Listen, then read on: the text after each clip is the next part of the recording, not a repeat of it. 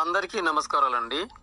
మనము పిల్లల చదువుల విషయంలో మనము ఆచరించే విధానము మనమే అధోగతి పాలై పిల్లల యొక్క భవిష్యత్తును కుడితిలో పడ్డేలకలాగా చెప్తున్నాము. మనము ఆదినాటి జీవన విధానంగా అంటే భక్తి ఆచారాలు మూఢనమ్మకాలు ఇవి తరతరాల నుండి పాదాల మొదలు తల వెంట్రుకల దాకా మునిగున్నాం కదా. ఇక మన పసిబిడ్డలకు మన ఈ తరతరాల ఆచారాన్ని తాతలు అమ్మమ్మలే కాదు తల్లిదండ్రులు కూడాను చాలా జాగ్రత్తగా వారికి బోధించే ప్రయత్నం చేస్తూ ఉంటాము. ఇక చదువుల విషయానికి వస్తే ఎవరో ఒకరు తెలియగల వారిని చూసి మనము పోటీ పడి పొందడానికి పరదేశీయ భాష అయిన ఇంగ్లీష్ మీడియంలో చేర్చుకుంటాము. ఇంగ్లీష్ భాష అంటే సైన్స్ మార్గము, ప్రపంచ సైన్స్ మార్గము. అంటే రసాయన శాస్త్రమే కావచ్చు, కంప్యూటర్లే కావచ్చు, విమానాలే కావచ్చు, డాక్టర్లే కావచ్చు, ఇంజనీర్లే కావచ్చు, మరొకటి కావచ్చు. ఇదంతా కూడా ఆధునిక శాస్త్రీయ విధానమే కదా. ఇంగ్లీష్ మీడియం అంటేనే శాస్త్రీయ మార్గాల కోసం కదా.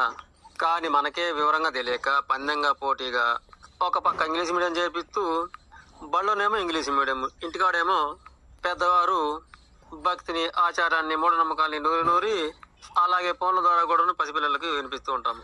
ఇంటికాడేమో ఈ విధంగాను, బళ్ళోనేమో ఇంగ్లీష్ మీడియము.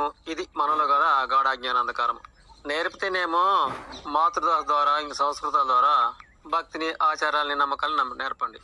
లేక ప్రపంచ జ్ఞానమైన ఇంగ్లీష్ ద్వారా విద్యాలయాలలో పూర్తిగా సైన్స్ మార్గానన్నా బోధింపే ప్రయత్నం చేయండి. అసలు ముందే మనకు ఏం తెలియడం లేదు. మేము ఇంగ్లీష్ మీడియం చదువుతున్నామని మురుస్తూ 4 అక్షరాలు రాగానే మురిసిపోతుంటాము మా పిల్లలు గొప్పవారయ్యారని. నిజానికి ఈ 4 అక్షరాల్లో ఒరిగింది ఏముండదని ఏమాత్రం మనకు తెలియదు. ఇంగ్లీషు అంటే ప్రపంచ శాస్త్రీయ విధానం అని మనకే తెలియదు కదా. నిజానికి ఏదో ఒక పక్క నేర్పండి. మీరు నమ్ముతున్న దేవుళ్ళు దయాలు నేర్పండి, మూఢాచారాలు నేర్పండి, ఆచార కట్టుబాట్లను నేర్పండి. అలా కాక ఇంగ్లీష్ మీడియం పంపించటము, భక్తి ఆచారాలను బోధించటము ఇది అజ్ఞానము.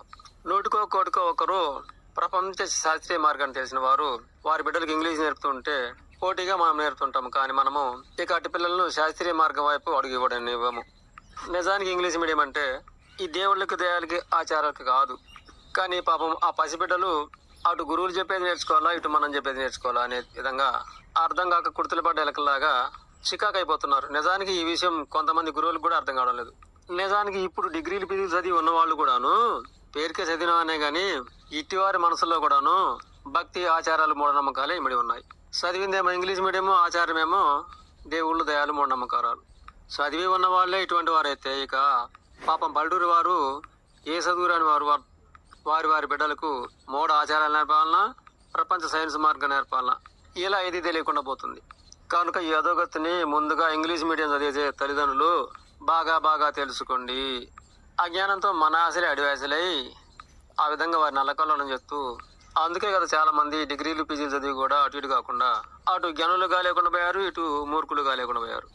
ఇకనైనా ఇంగ్లీష్ చదివించే తల్లిదండ్రులు కానీ చెప్పే గురువులు కానీ నిజంగానే మన విధానం తప్పుగానే ఉంది, ఇటు బానిస ఆచారాలు లేక అటు శాస్త్రీయ విధానం అనే ఆలోచన పెద్ద ఎత్తుగా చేసి ఆ విధంగా పిల్లలను ఒకవైపు మాత్రమే నడిపించండి.